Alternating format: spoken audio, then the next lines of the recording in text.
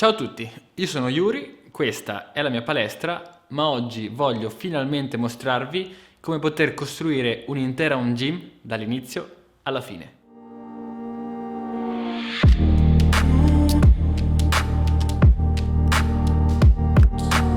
Oh sì ragazzi, avete capito bene. Oggi finalmente porterò sul canale la costruzione di un'intera home gym partendo da zero ed arrivando fino al completamento. Come avrete già visto se mi seguite dagli ultimi video pubblicati, infatti sto realizzando la garage gym della mia ragazza e ho deciso di filmare l'intero processo di costruzione di tutto quanto. Quindi innanzitutto iscrivetevi subito al canale se vi interessano questo tipo di contenuti, attivate anche la campanella così vi arrivano le notifiche, commentate per qualsiasi dubbio, ma ora non perdiamo altro tempo e partiamo subito con i lavori. Quindi, come potete vedere, queste sono le condizioni in cui si trova al momento lo spazio in cui verrà realizzata la palestra, che per la precisione è un quadrato da poco più di 16 metri quadri. Si tratta di un classico garage con ancora il pavimento e le pareti di cemento grezzo, qualche tubo di scarico a vista e vari attrezzi sparsi qua e là.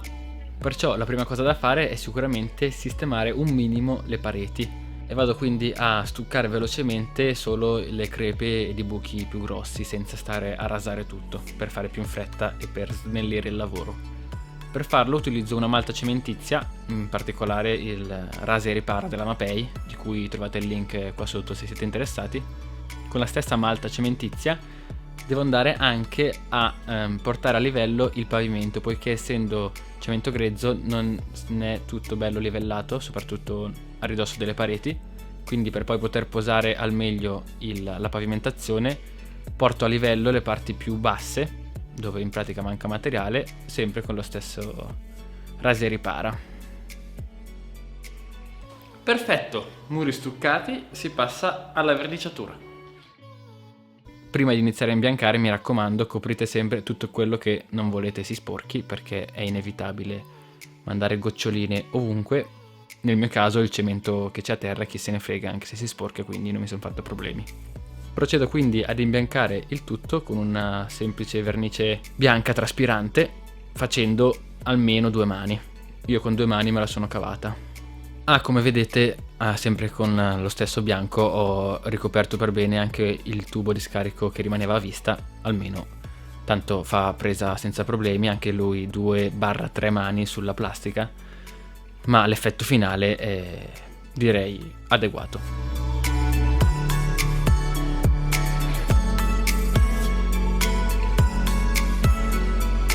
Ecco fatto, le pareti sono completate di un bel bianchino e quindi la prossima cosa da fare è il pavimento. Nostra bella pavimentazione con pedane e gomma. Al lavoro.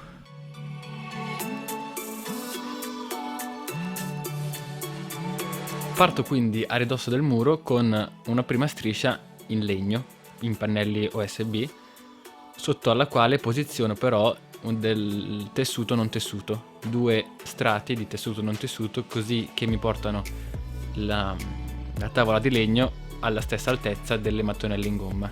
Mattonelle da 15 mm che ho comprato dalla ditta Giva, una ditta italiana di Bergamo che produce qualsiasi tipo di pavimentazione gommata ed ha un ottimo rapporto qualità-prezzo. Ma per chi fosse particolarmente interessato a questa pavimentazione che sto realizzando, ci ho fatto un video a riguardo solo ed esclusivamente su questo, che trovate qui in descrizione il link, quindi se siete interessati andate a vederlo. In breve faccio 2 strisce di gomma semplicemente appoggiando il mattone a terra e invece altre 3 strisce di pannelli OSB sotto la quale posiziono appunto del tessuto non tessuto, così che mi si va a creare una pedana da stacchi, da weightlifting e tutto quanto al centro, mentre ai bordi della home gym, di cui non mi frega più di tanto, ho semplicemente del legno. Una volta tagliata e posata tutta la pavimentazione, vado a fissare semplicemente i pannelli in legno tramite dei banalissimi tasselli a terra e quindi ai 4 angoli del pannello vado a piazzarci dei tasselli dell'8. E così, men che non si dica, passiamo direttamente al pezzo forte, direi io, di tutta questa home gym, ovvero il rack. Rack che ho costruito ovviamente da me e di cui ci ho fatto un video a riguardo, quindi trovate il link qua sopra come al solito, qua sotto in descrizione. E innanzitutto monto il rack utilizzando viti dell'8 e dadi dell'8 nei fori che avevo già predisposto e a delle altezze che mi sembrano adeguate, posizionando le sbarre a 3 altezze diverse così da avere più scelta possibile. Per fissarlo semplicemente ritaglio i pezzi di gomma in modo tale che le colonne vadano a fissarsi direttamente al cemento a terra. Tanto avevo già calcolato la larghezza in modo che il legno mi passasse precisamente in mezzo e quindi senza doverlo tagliare, mentre vado a fissare le altre 2 sbarre alla parete, sempre tramite tasselli Fisher dell'8, e solo dopo aver fissato i tasselli sia a terra che alla parete vado a stringere le viti di montaggio del rack per evitare che una volta fissato mi risulti storto. E a questo punto il gioco è fatto, finisco di togliere il cellophane, inserisco i ganci Kingsbox, mi manca solo di appendere a soffitto la sbarra di supporto in cui agganciare gli anelli, che ho ricavato da un profilo in alluminio che potete trovare anche su Amazon, il link è sempre qua sotto in descrizione, su cui vado a piazzare delle squadrette in cui posso agganciare tranquillamente gli anelli, ma anche qualsiasi altra cosa che debba fissare in alto, tipo la carrucola o cose varie. E quindi fatto questo, e dopo aver appeso qualche abbellimento tipo poster, posizionato tutti i vari attrezzi, il lavoro è concluso. Possiamo quindi vedere un prima e un dopo della nostra garage gym.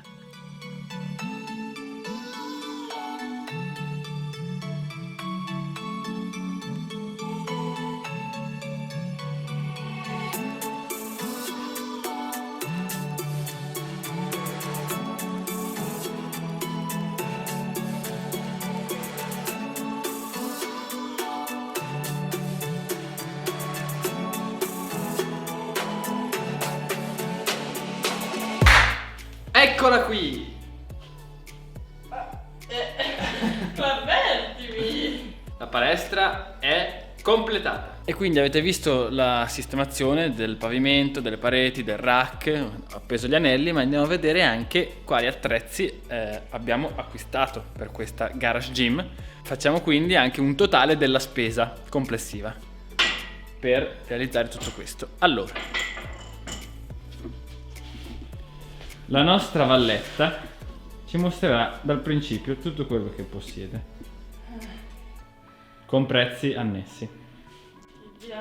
Allora, partiamo in ordine e anche abbastanza celeri.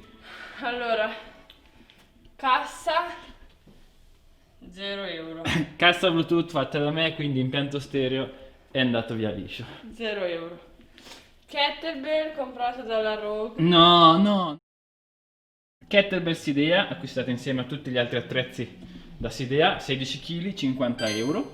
Pacco pesi, diciamo, bumper, composto da, quelli acquistati da lei sono 2 da 20, 2 da 20, 2 da 10 e 2 da 5 per un totale di 220 euro, sempre dalla Sidea.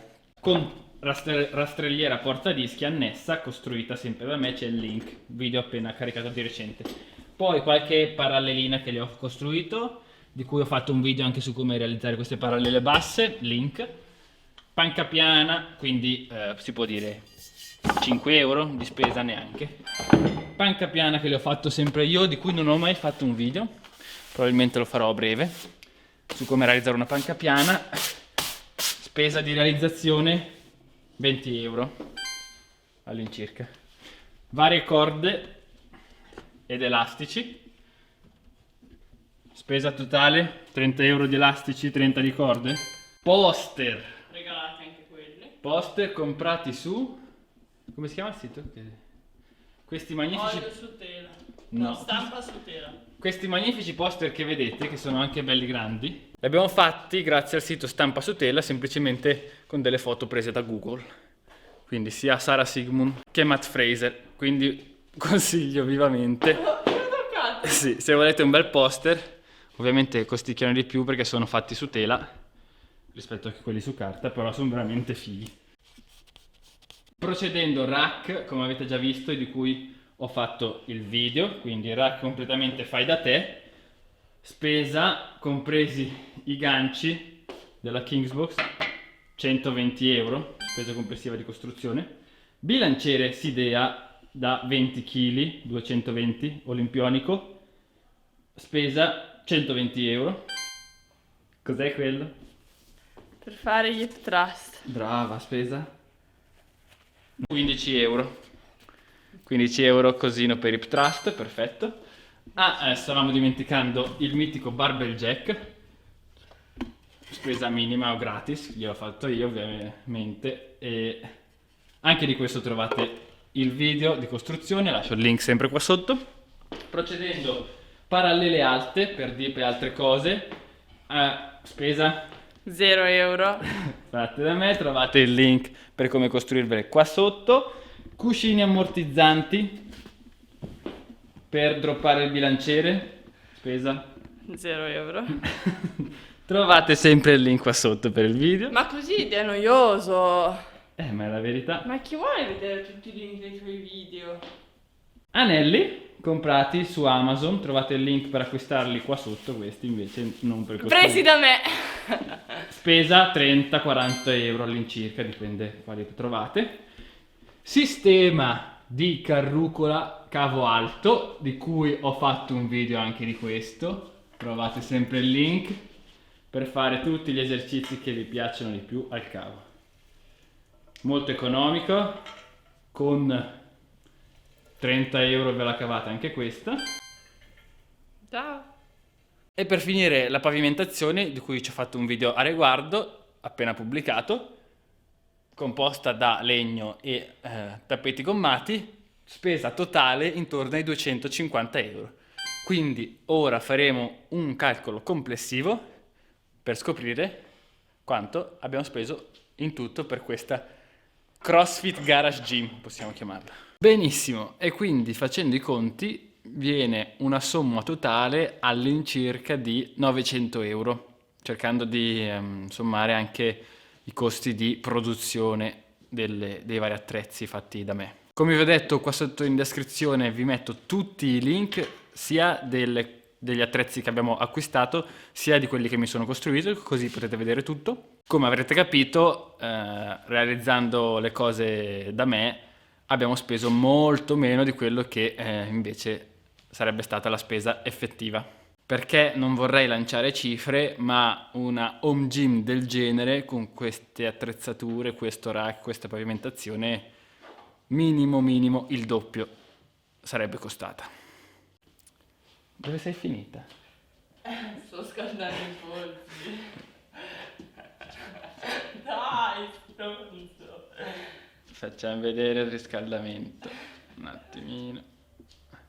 E quindi, grazie mille per essere arrivati fino a qui. Mi raccomando, andatevi a vedere anche tutti gli altri video a riguardo. Iscrivetevi al canale se questi contenuti vi possono interessare. Lasciate un mi piace, commentate per qualsiasi dubbio o perplessità. Secondo me sto pezzo non lo avrà sentito nessuno. Perché tutti si saranno già stufati. Mentre lei parte per la panca, io vi saluto, ci vediamo alla prossima.